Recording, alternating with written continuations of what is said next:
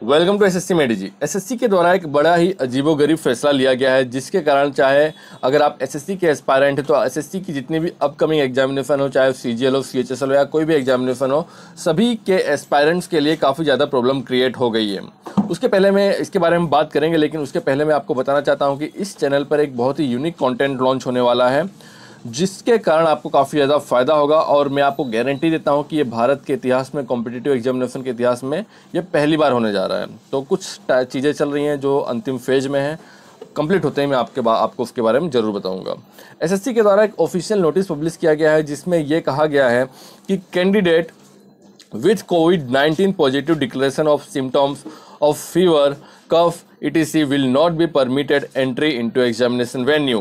Candidates will be checked with thermoguns at entry point for fever, and candidates having above normal 37.3 degree centigrade जो होता है temperature will not be allowed entry। कहा गया है कि आपको जो एक सेल्फ डिक्लेरेशन फॉर्म दिया जाएगा कोविड-19 के लिए। अगर आप पॉजिटिव डिक्लेयर करते हैं तो आपको एग्जामिनेशन में एंट्री नहीं दी जाएगी। ये बात तो कही गई है, लेकिन इसके साथ साथ उन्होंने ये भी कहा है कि मान लीजिएगा आप पॉजिटिव नहीं है, लेकिन फिर भी आपको थर्मोगन्स के द्वारा आपका टेम्परेचर चेक किया जाएगा। अगर आपका टेम्परेचर 37.3 डिग्री सेंटीग्रेड से ज़्यादा है तो आपको लैब में एंट्री अलाउड नहीं की जाएगी। कहने का मतलब ये है कि अगर आपका टेम्परेचर 37.3 डिग्री से ज़्यादा है तो आप परीक्षा नहीं दे सकते, आपका साल बर्बाद हो जाएगा। मतलब आपका भले लास्ट अटेम्प्ट हो, आपने कितनी भी अच्छी तैयारी की हो, आपने प्री क्वालिफाई किया हो, मेंस देने जा रहे हो, आप मेंस नहीं दे सकते, ये एसएससी का साफ साफ कहना है। तो एसएससी ने काफ़ी ज़्यादा प्रॉब्लम क्रिएट कर दी है।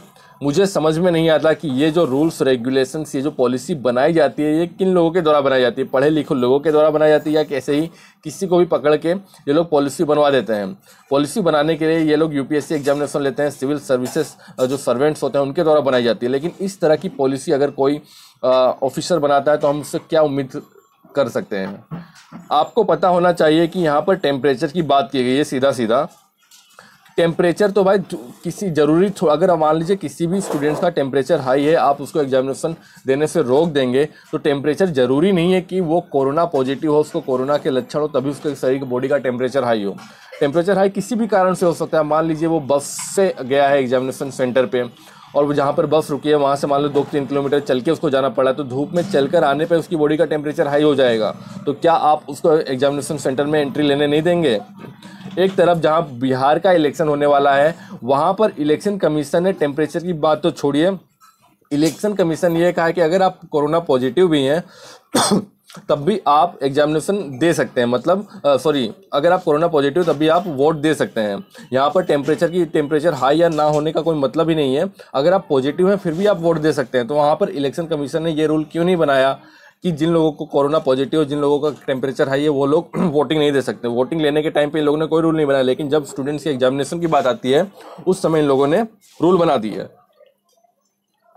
तो मेरे कहने का मतलब ये है कि एसएससी को एक तरह का आइसोलेशन लैब तैयार करना चाहिए सीसीटीवी कैमरे की निगरानी में, जिसके साथ उसको परीक्षा कराई जा सके। मतलब जिन लोगों का टेम्परेचर हाई होता है या जो लोग संदिग्ध होते हैं, जो लोग डिक्लेयर करते हैं कि हाँ मैं कोरोना पॉजिटिव हूँ, उन लोगों के लिए अलग से आइसोलेशन लैब होनी चाहिए कि जहाँ पर उन लोगों का एग्जामिनेशन अलग से किया जा सके।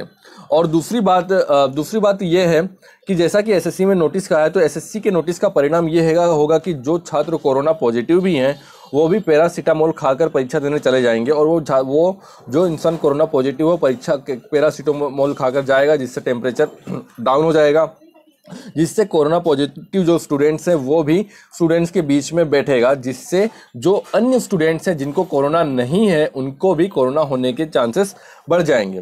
तो फालतू के नियम निकालने से बेहतर है कि एसएससी कोरोना पॉजिटिव या संदेहास्पद छात्रों की परीक्षा आइसोलेशन लैब में कराए, न कि उन्हें रोके। छात्र परीक्षा देगा ही देगा, कुछ भी हो जाए, चाहे पैरासीटामोल खाकर देना पड़े या बर्फ की सिल्ली पर लौट के आना पड़े उसको परीक्षा देना, एसएससी परीक्षा जरूर देगा। दूसरे स्वस्थ छात्रों और उनके परिवार को भी एसएससी ये नियम लाकर रिस्क में डाल दे रहा है। आपको पता होना चाहिए। लेकिन एक तरह से आप ये सोचिए कि अगर कोरोना के कारण किसी को कोरोना है भी, तब आप उसको परीक्षा देने से कैसे रोक सकते हैं? क्योंकि ये तो उसका फंडामेंटल राइट है। ये तो फंडामेंटल राइट का वायलेशन हो रहा है। ऐसे तो देश में साफ आप मान के चलिए कि देश में जो लॉकडाउन की स्थिति है वो खाली नाम मात्र का लॉकडाउन रह चुका है। आप कहीं भी देख लीजिए खुलेआम सब कुछ चल रहा है। तो खाली ये जो बड़े बड़े नियम है, ये स्टूडेंट एग्जामिनेशन सेंटर जो एक तरफ तो आप स्कूल खोल रहे हैं, वहाँ पर आप कोई टेस्टिंग नहीं करा रहे हैं, दूसरी ओर जो स्टूडेंट्स कॉम्पिटिटिव एग्जामिनेशन की तैयारी कर रहा है, वो एग्जामिनेशन दे रहा है, सारे रूल उसके ऊपर थोप दिए जा रहे हैं कि उसको एग्जामिनेशन नहीं देना पड़े, उसको एग्जामिनेशन नहीं देने दिया जाएगा। कॉम्पिटिटिव एग्जामिनेशन की तैयारी करने वाले स्टूडेंट्स के साथ आपकी क्या प्रॉब्लम है, इस सरकार की क्या प्रॉब्लम है?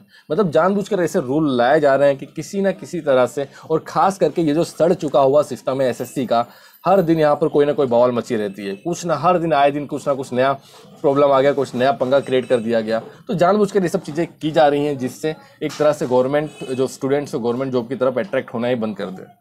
तो ये सारी चीज़ें थी, लेकिन आपको पता है कि लड़ाई करनी पड़ेगी इन लोगों के साथ। ये देश किसी इन दो सरकारें हैं, इन सरकारों का नहीं है, देश हमारा है, और इनको भगा के इस चीज़ों को सुधारा जा सकता है। प्लीज़ वीडियो को और अपनी ताकत बिहार इलेक्शन में जरूर दिखाएं। अगर आप बिहार से हैं तो प्लीज़ वीडियो को लाइक कीजिए। जय हिंद, जय भारत, वंदे मातरम।